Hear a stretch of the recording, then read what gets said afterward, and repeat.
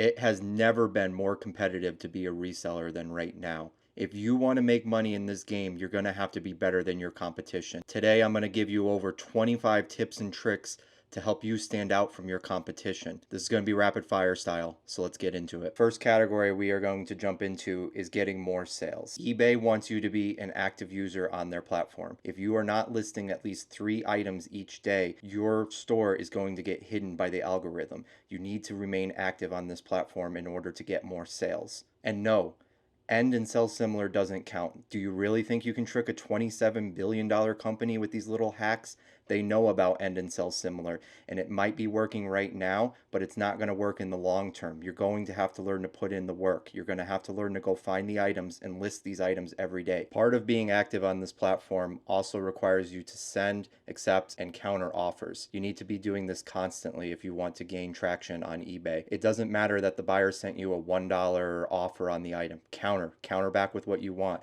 and don't stop countering. Just keep sending those offers. If you can keep buyers on the platform, eBay is going to be very happy with you and your store. So keep sending and accepting offers when you can, and if you can't accept the offer, keep countering. Counter until you ain't got any more counters left or until they decline. It keeps the buyer on the platform, and that is what eBay wants. If you want more sales, sell-through rate is the king. I don't care how much profit you're going to make on this rare item that sells 1 out of 1,000. You need to be sourcing items that people want. In-demand items will sell. eBay is pushing those in-demand items more than they're pushing these rare items that no one is looking for. If you are not checking the sell-through rate on items you are picking up, you are not going to be getting the sales that you want. You need to keep sell-through rate at the top of your priority list. I get it. I know looks don't matter, right? All right, seriously though, your first photo is your most important photo. That photo has to be the best. When buyers are looking through the platform, whether on the web or on their phone, that photo is what is driving their purchase or the click to learn more about that item. Your photo needs to look better than everyone else. That means a few things. White background. Your first photo also needs to be a very good close-up. Get as much of the item in that photo. Make it very clear on what they're getting, and make sure that they know that this is a professional. A clean white background will tell the buyer this is a professional and I'm going to buy from this professional rather than this guy that took the photo on the dirty floor. This kind of goes without saying, but you need to be listing off of sold comps. Don't be listing off of comps that are listed on the platform as active. A sold comp sold for a reason, so copy that. Start with that. That is the simplest way to get more sales, is to copy someone else's work. This isn't school. We're allowed to copy each other. It's fine. Copy the solds. All right, some people aren't going to like this, but you got to know who you're listening to. If you're on here and you found me, you're probably watching other YouTubers as well. Are they an actual YouTuber or are they an eBay seller with a YouTube channel? There is a huge difference. Now, personally, I watch both. It's fine to be entertained and I enjoy that just as much as the next guy. But if you're here to learn things, learn from an eBayer, don't learn from a YouTuber. There's YouTubers out there that create entertainment and they're picking up items that aren't actually selling. There's eBayers out there that are creating content and they are picking up items that are actually selling. Learn the difference between these two categories on YouTube and choose wisely. Fill out all the item specifics. I know it takes more effort, it takes more work, but if you're only listing 3 items a day, it doesn't take that much longer. This is how buyers will find your items. A lot of those terms are searchable, or a lot of those categories are searchable, and you want the buyer to be able to find your item. And the way eBay learns what your item is through all those item specifics as well as the title. The title is extremely important, but so aren't the item specifics. So take the time, especially when you're starting out and you're trying to get those handful of sales, to actually fill out all those item specifics. It will help sell your items. If you want to sell more items on eBay, you need to have the best customer service. This goes for any business. Businesses with the best customer service rise to the top. The other ones, they fall to the bottom. You don't want to fall to the bottom. So have that best customer service. What does that look like on eBay? That means responding to questions, responding to offers. Not only does this help your potential buyer figure out like what the item is or answer their question, it also keeps the buyer on the platform. And remember, eBay's job is to get and keep buyers on the platform. So if you help eBay do that, they're going to help you sell more items. So offer the best customer service. Some people say this doesn't matter, but personally, I think it does. You need to list consistently every day. We've already gone over that,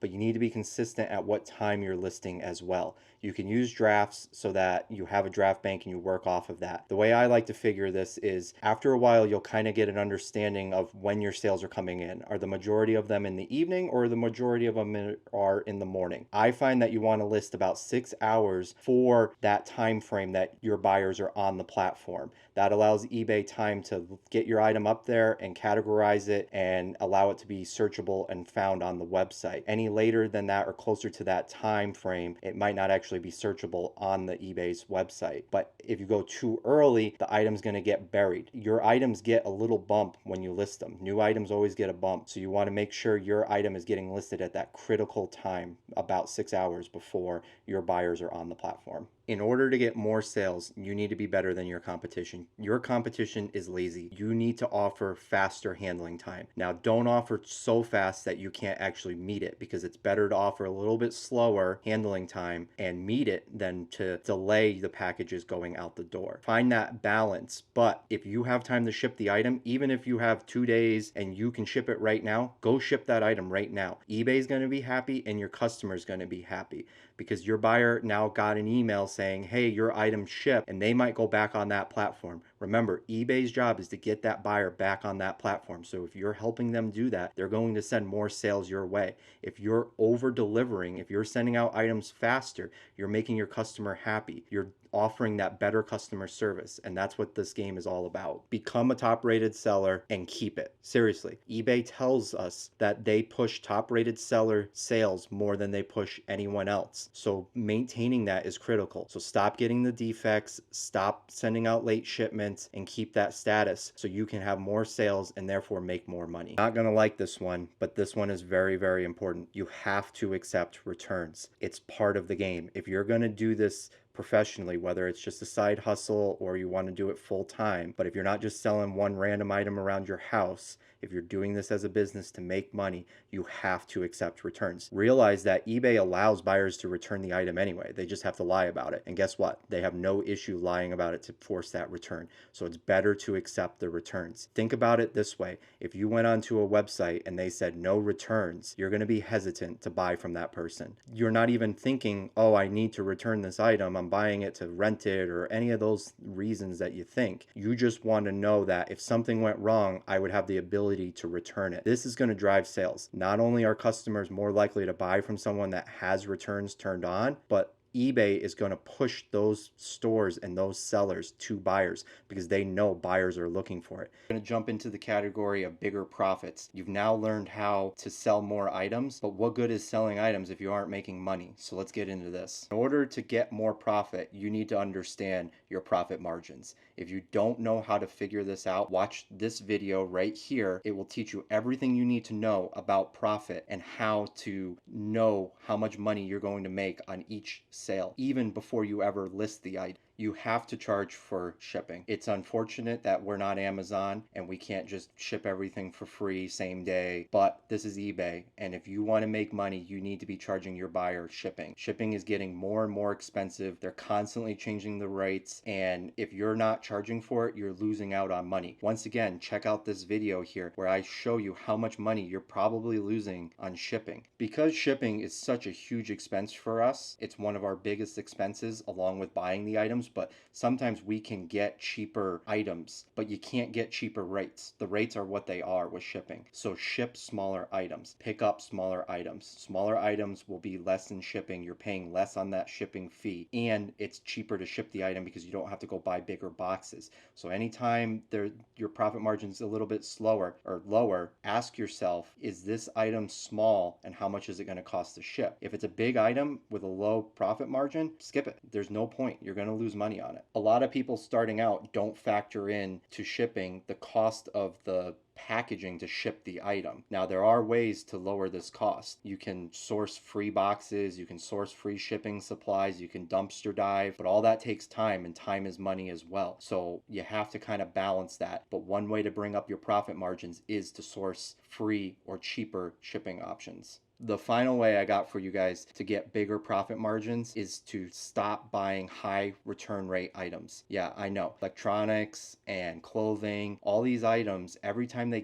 come back to you, you could be paying shipping both ways depending on what the buyer put down for the reason. So you're losing out on the shipping of the item, but you're also losing out on the packaging and you're losing out on the time. So if you think that this item is going to get a return for whatever reason, because it has a flaw or because it's an electronic that has a high return rate or because it's an item that people may be renting or it's a seasonal item, think twice about it. Make sure your profit margin is big enough to cover a return cost because you might actually have to sell and ship and send this item twice. So make sure your profit margins are there so that you can afford to do that. How do you get more positive feedback? Well, it's simple. You ask the customer to leave you positive feedback. I do this by putting a note inside each package. I'll put the note right here so you guys can check it out. But when I was first starting out and I was only sending 1 or 2 items a day, I'd actually handwrite a note, a very personalized note of like, enjoy this shirt, enjoy this item, I hope this is going to a good home, yada, yada, yada. Whatever you have to say, but make sure that you put in there somewhere that positive feedback matters. If you're not asking for it, people aren't going to do it.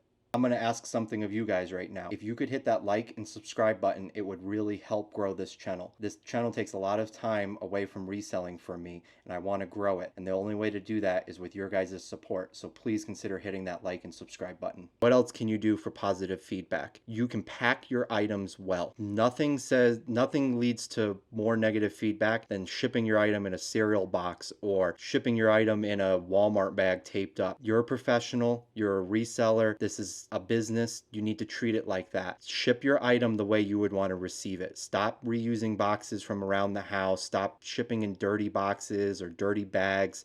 Get some real shipping supplies. The more the buyer paid for the item, the higher their expectations are. So meet them right at the door when their item is delivered with the best packaging that you can have. Another way I get positive feedback is by shipping immediately. I ship faster than Amazon. You order something from Amazon and it may ship in a few hours. If I have the time and you bought something, I'm gonna go ship it today, right now. It might not go to the post office till tomorrow, but you're getting that message and that confirmation that that item is coming out very, very quickly. And I get a lot of positive feedback because of that. Final way I have for you guys to get positive feedback is what I like to call the Etsy effect. Think of buying something from Etsy and when it arrives, it's wrapped up in tissue paper or brown paper and it has stickers on the outside. I call that the Etsy effect. I try to copy that. I personally have some stickers I'll show right here that I stick on the outside of my boxes. If I'm shipping high-end shoes, they're not going in a poly bag, they're going in a box. I'm wrapping them in tissue paper. I'm delivering that service that they're not expecting from an eBay seller. They don't expect it, but when they get it, that makes them very happy and they're more likely to leave that positive feedback.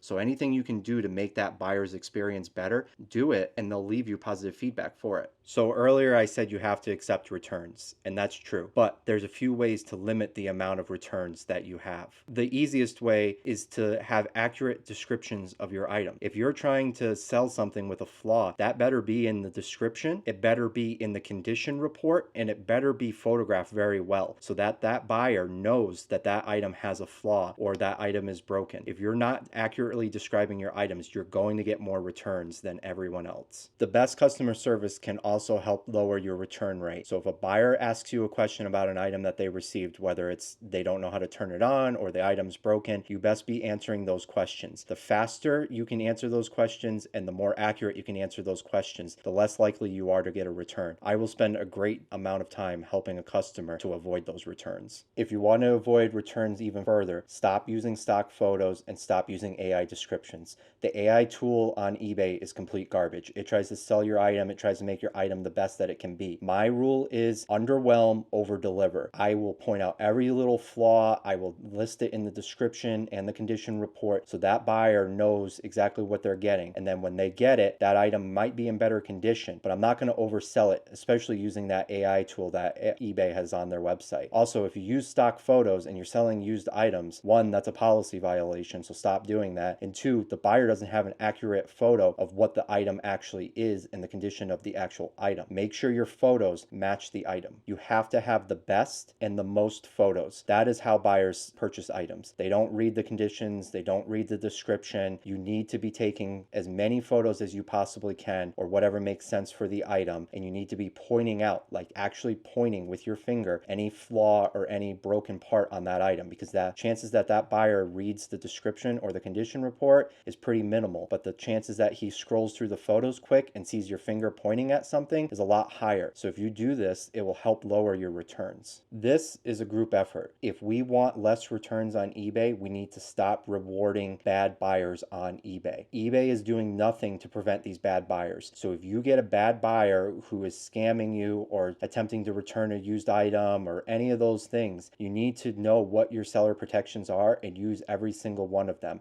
Stop sending refunds to buyers without requiring them to return the item. That's bad business. I know that you might end up eating shipping both ways, but it's better than rewarding that behavior and that customer going on to another eBay seller and doing the same thing. The buyers have to be taught that they can't just break an item or say an item's broken and get their money back, that they're going to have to take the item to the post office and send it back and wait and go through the process of the returns. This will help lower your return rate. There's a lot of times a customer will open a return and I say, yeah, no problem, send it back. They're hoping that I just give them their money back because they never had any intention on actually returning the item. So don't send the money until you get that item back. The one tool eBay gives us that helps with returns and scams and all those things is the block buyer list. You need to use this. This might be kind of controversial, but I'm very, very liberal with my block buyer list. If a buyer starts sending me some weird messages, block. If a buyer returns an item, block. If a buyer messages me about an item and then never returns the item, block. A buyer sends me an offer and doesn't pay for that offer, block. This tool eBay still has. I don't think they're going to have it in the future. But for right now, if you're not using it, you need to be, because it is the only way to protect yourself from all these little things that will add up. All these unpaid orders and returns eat into your profit and sales margins. So if you haven't calculated properly for it, it can really hurt your business. And one of the ways that you can calculate for it is by blocking every single person that gives you any kind of trouble on the platform. All right, guys, thank you for watching to the end of this video. If you found this helpful or useful, please consider hitting that like and subscribe button and check out one of my other videos. I have a few what sold videos. These are items that are actually selling today on eBay. And if you haven't checked out the video that helps you calculate what you're actually making on eBay, you need to watch it. It's a really good video and you'll learn what your profit margins are. Until next time, guys.